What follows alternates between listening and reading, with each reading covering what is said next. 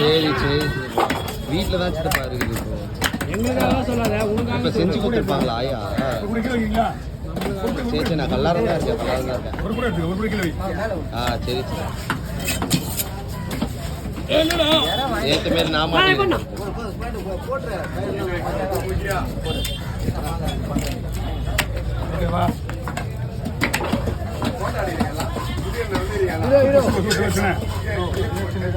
அதுதான் நீங்க பாரு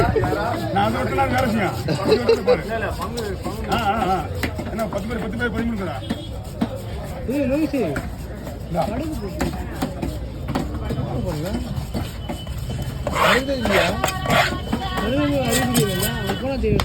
எந்த ஏரியாவில்